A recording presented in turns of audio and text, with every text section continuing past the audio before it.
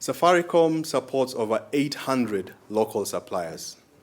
That's a large number by any estimation. Out of that number, I'd say 90% of them are SMEs of different kinds, and some are a bit larger.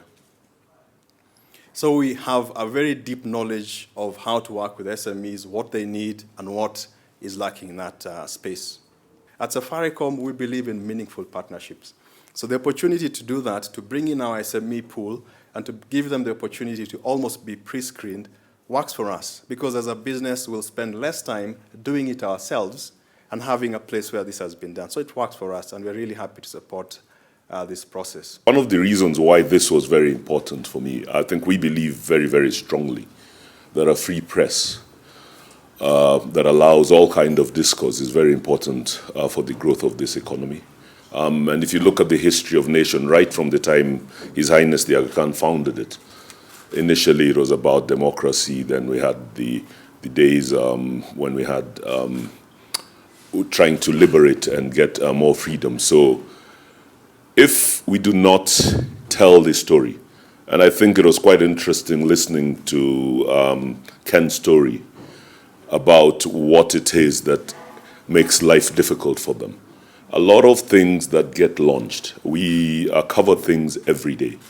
And when you go and talk to the average person on the street, quite frankly, they don't get it. I think it's our business to ensure that we try and tell these stories. As we tell these stories, we always get different kinds of reactions, but we believe that the story must be told, whether people like it or not, whichever way it is going to be said. But I think the important thing is to make sure that everybody gets the opportunity. So we will put our assets and make sure they are available to ensure that these opportunities are really put out there. We undertook a very comprehensive research in the middle of last year to try and understand SMEs in the market. What are the challenges that they currently face? Are they the same that have always been mentioned through time? And to be honest, the challenges remain the same, they just move with time. Even when I see a big tender, how do I fill it? And I actually hadn't appreciated the complexity of filling a tender.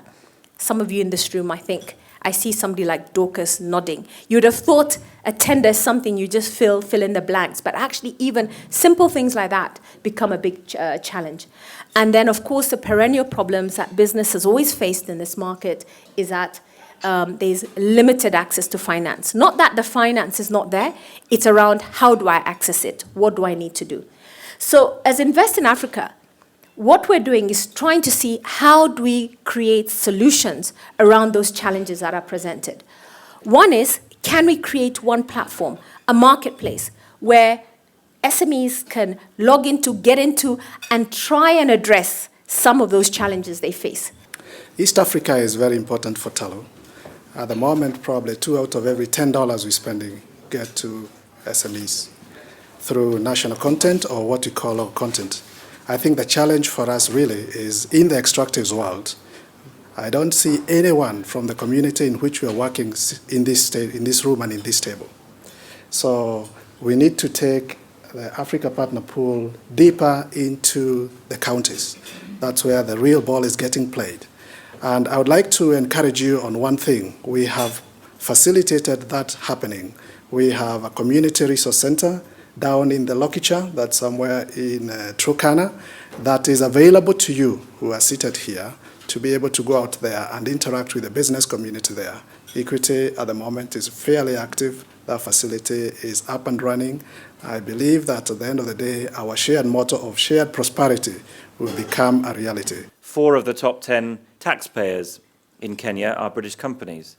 If you have a job in Kenya, of 10 people who have a job in Kenya, 1 of them works for a British company. 1 in 10 jobs in the formal sector here is linked to a British firm.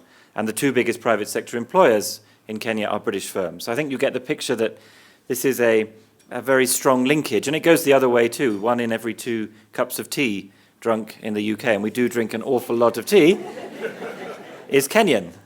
And almost every rose and every bean and every other bit of fresh produce you buy in the supermarket comes from here. So we have a trading relationship and an investment relationship that is both very strong and perhaps uniquely for all of your partners is also balanced. So what you send to us is pretty much what we send to you, and that is certainly not the case for many of your other trading partners.